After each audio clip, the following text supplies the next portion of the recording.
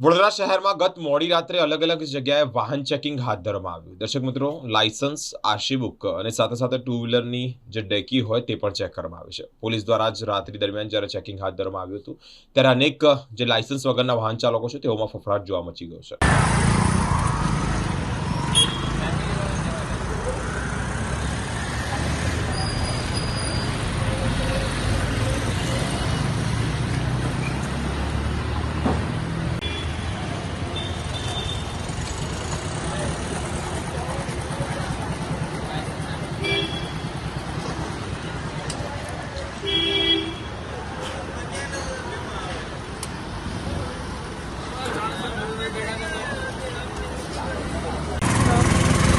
ઓમ ઓમ